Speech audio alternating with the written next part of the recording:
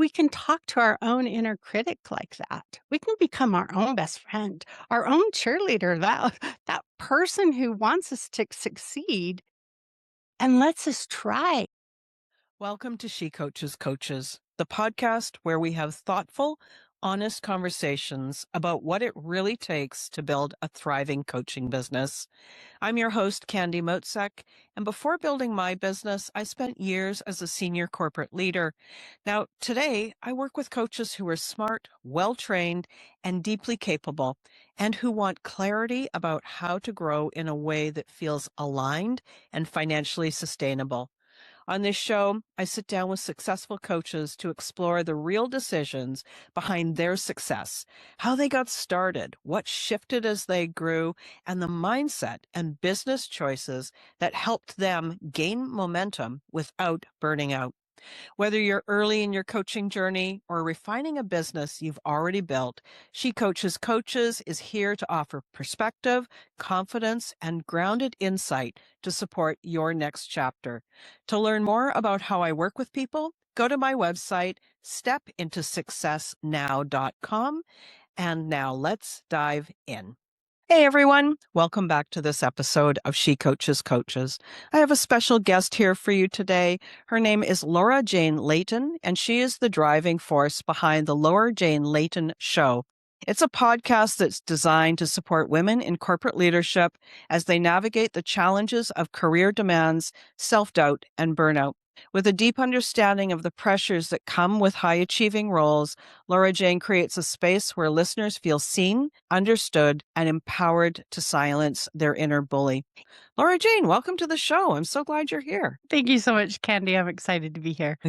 I love Tell it. me, what are you most excited about right now in your business and your work? I have been for years working on I call him my little bully, that bully voice that just kind of tells me I can't do anything. And as I reflected and learned where that voice came from, I thought, why not catch this before it is 60, 40 years old? And so I started writing kids' books. I've got one all the way published and I've got 10 more in the works. They got to get illustrated and edited, but it is helping your 6 to 10-year-olds learn word choices. Instead of I can't, I will try.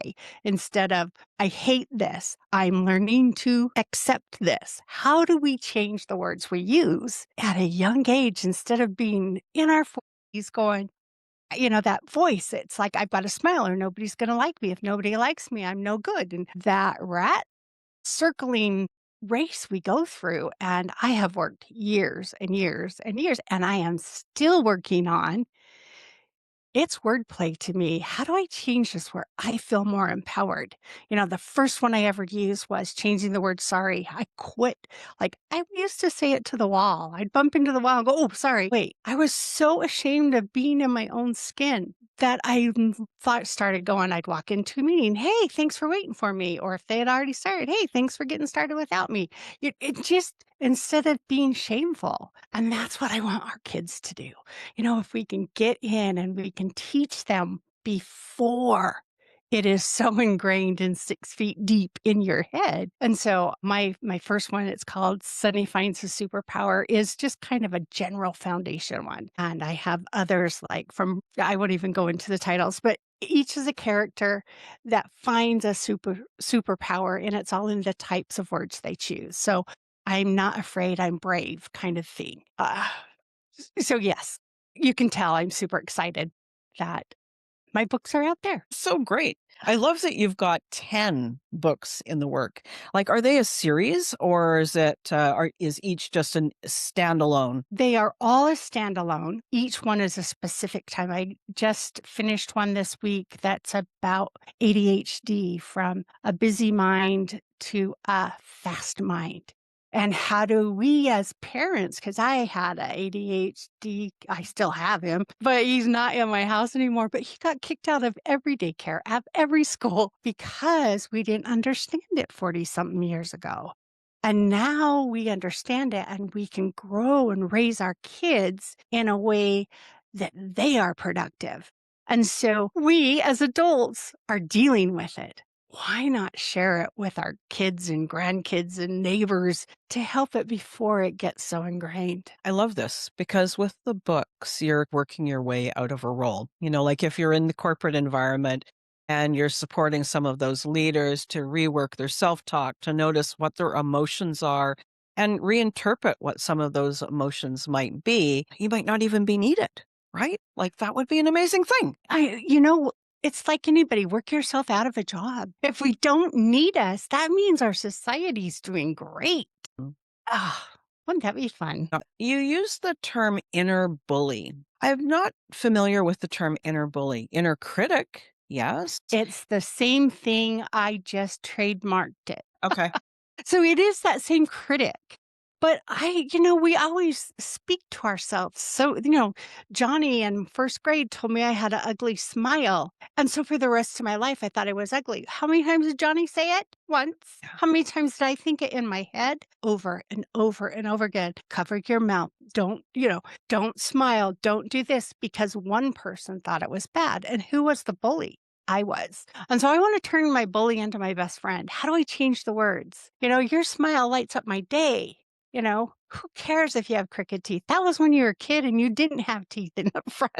So why are we worried about it now? So it's really the same as the inner critic, but I wanted to put it as we all talk about being bullied. Well, not everybody, but it's a common theme in schools today is being Mm. bullied. And we have best friends. And if you think about it, I had a boss once that I was ready to quit. I was ready to get out of there. I couldn't handle the way she spoke with me. And one day I said, you know what? I've got to either transfer departments or leave. I can't do this anymore. And I explained to her how I felt, and we became best friends because we then understood where each other is. And if we can talk to our own inner critic like that, we can become our own best friend, our own cheerleader, that person who wants us to succeed and lets us try.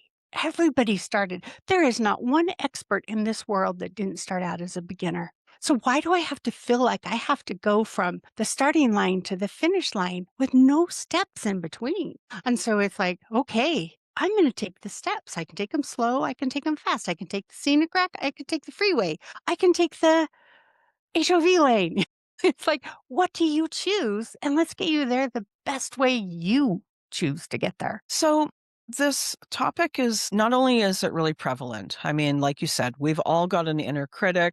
We've all got an inner bully. In some cases, the bully or that critic is louder than others. And sometimes it's location dependent, like if you're starting a new hobby, well, guess what? Your inner critic isn't going to really get on your case too much. Like I started pottery a couple of months ago and I'm terrible. And that doesn't bother me. Like I know I'm terrible and I can improve. So, how do you get progress in those areas that are really meaningful to you? So, for me, pottery, no big deal. It's part of the hobby. When it was my career years ago, when I was in corporate, the inner critic really did a number on my head and it held me back. I held myself back, right? With that. So, how do you help people in those high stake environments? What's your approach? For me, I had to take baby steps. And I suggest you go as fast as you can baby step it, but allow the steps to progress. I have a training that I do that what can you believe? Okay, so if I come in and I can't do this, how can I change that to I can still believe it? Sometimes it's not going right to I can. Sometimes you got to take the steps. I haven't known this in the past, but I can learn.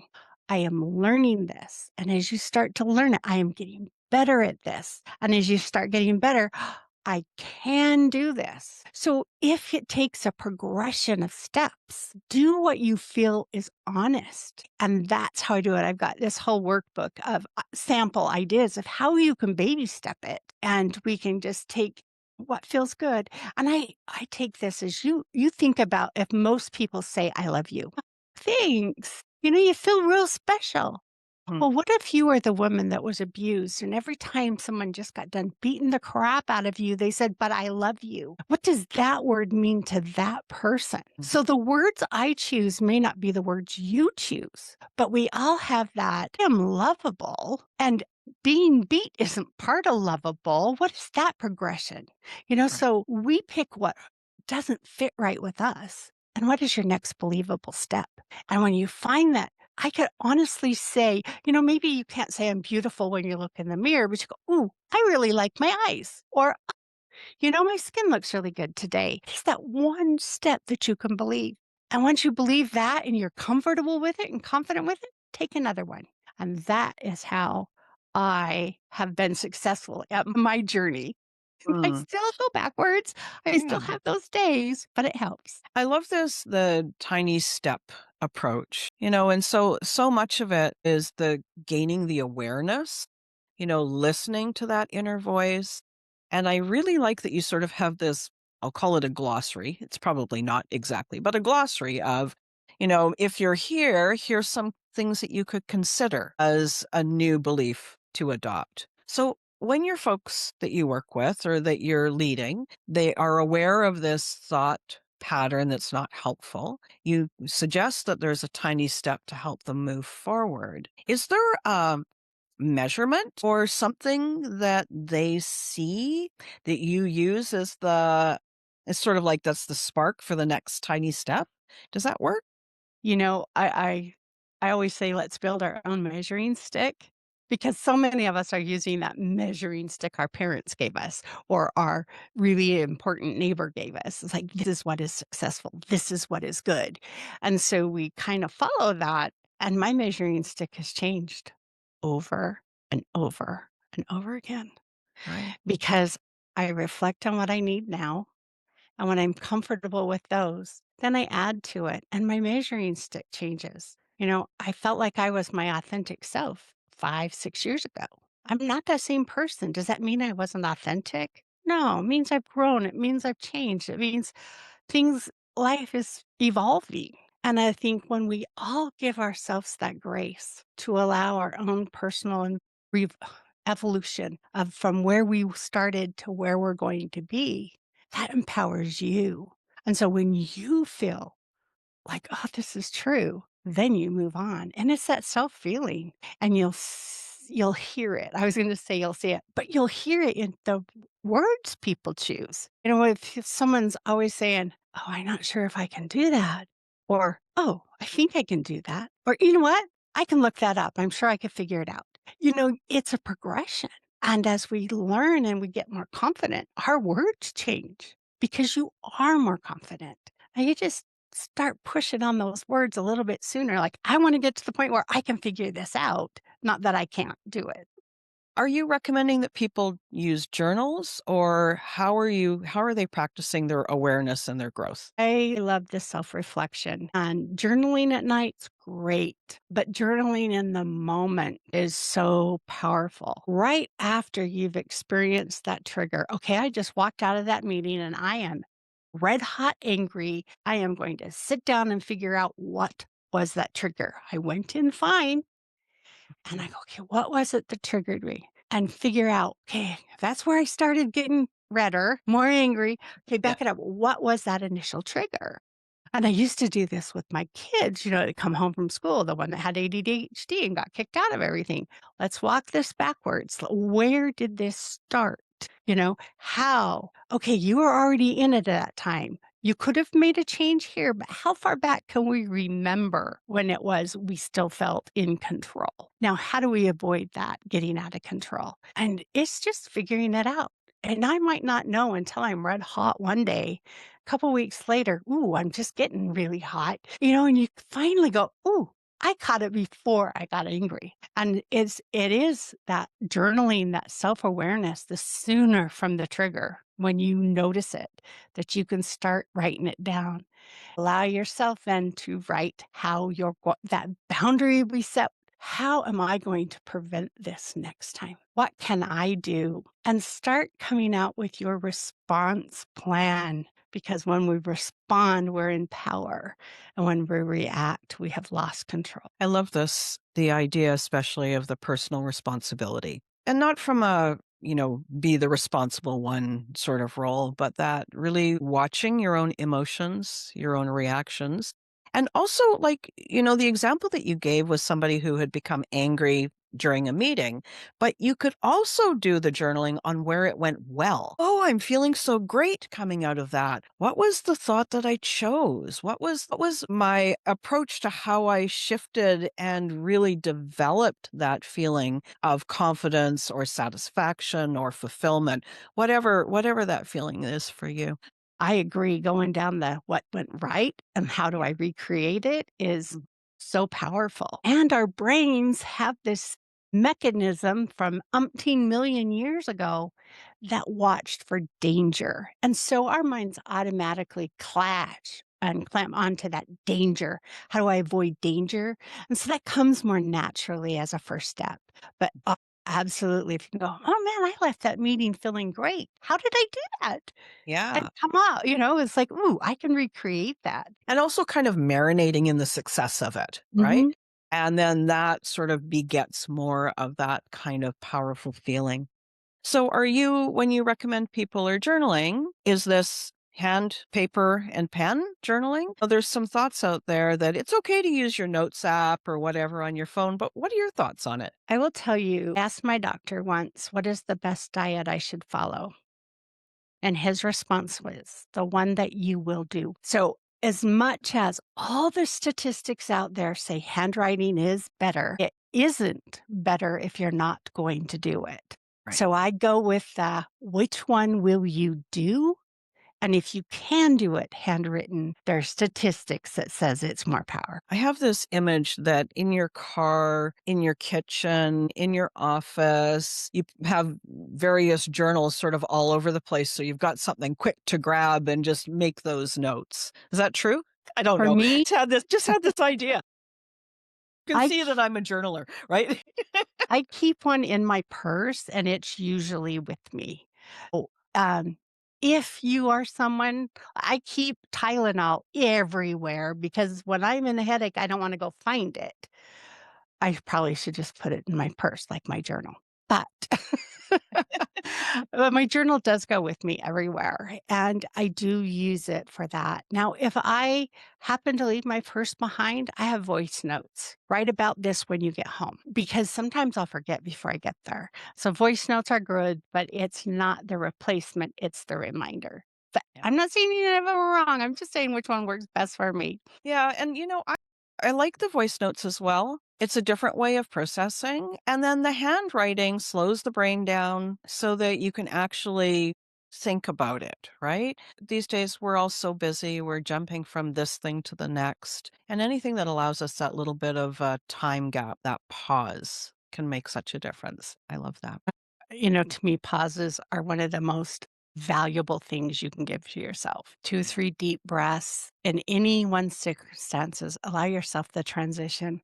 We go so much here, here, here, here, jump, jump, jump. And if you can just pause and settle yourself, you're going to reduce a lot of stress. I agreed. Talk to me a little bit about the workshops that you're doing. I know that when we started our conversation, you say you're not doing the one-on-one coaching work anymore. You're delivering workshops, more focus on groups of people. Can you tell me a bit about that? I have 2 workshops that I do right now. One of them is called I can't even harnessing the power of kindness. And it basically is how I talk to myself. And then I have another one in a lot of corporate situations, I deliver them back to back. First, we learn to talk to ourselves kindly because once we get that, it's easier to talk to others.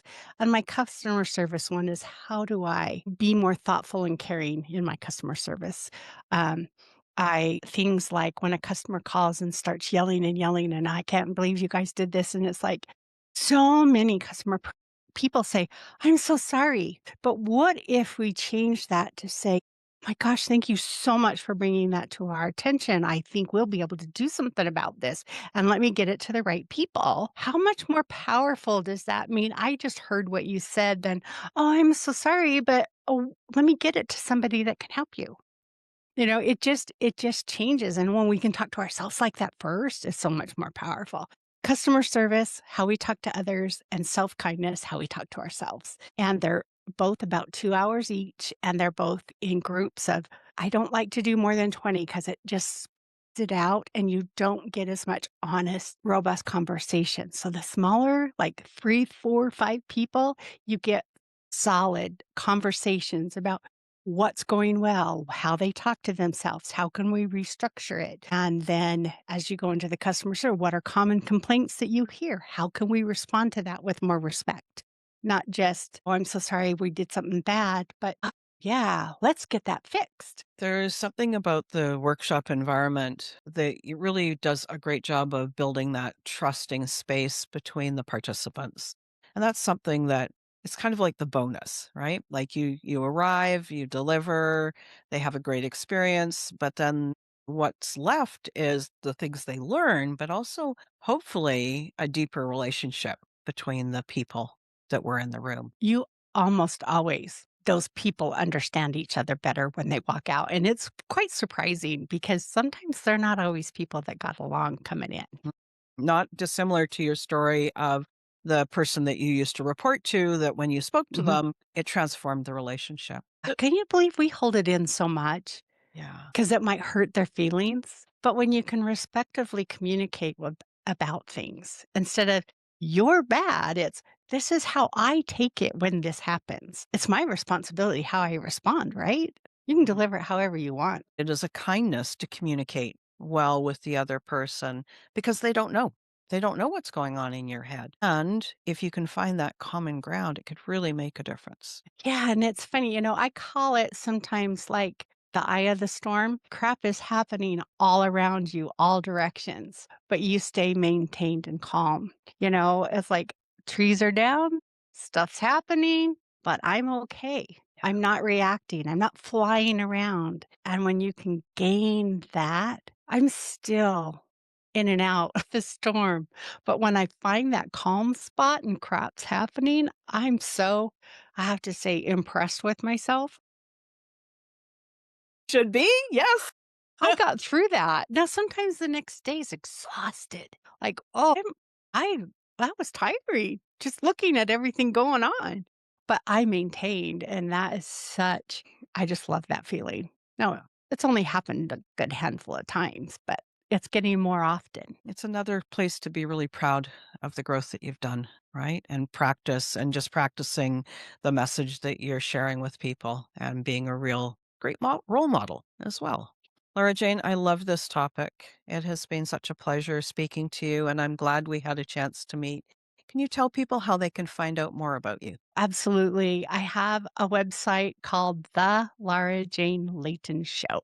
That is my podcast name. That's my website. I have a coaches network. And so any coach that's been on my show is listed on that page. And you can go listen to the episode and go, nope, I don't like that person. Oh, if that person resonates with me. So I love the coaches network. I call it the BFF Coaching Network because everybody on my show is my best friend. I love that. We'll make sure to share all those links in the episode notes. Thank you so much for joining us. Thank you, Candy. It's been so much fun. So, everyone, I hope you enjoyed the conversation as much as I did. Now, remember, don't just turn away and go on to the next thing. Take a few minutes and reflect on what Laura Jane shared with us. Find one thing that really speaks to your mind or your heart, and take it and make it yours. Put it into action, integrate it, and grow to being more of the person that you're meant to be. Thank you so much for joining us, and we'll be back and speak to you on the next episode. Thanks so much for listening to this episode of She Coaches Coaches. If this conversation resonated, take a moment to reflect on what stood out and how it connects to where you are right now. Coaching businesses grow through clarity and thoughtful choices, not pressure or hustle. If you'd like more support, you can learn more at stepintosuccessnow.com. I'll put the link in the episode notes. And if you found this episode helpful, I'd appreciate it if you would share it with a peer or colleague who would enjoy it as well. I appreciate you being here. Have a great day.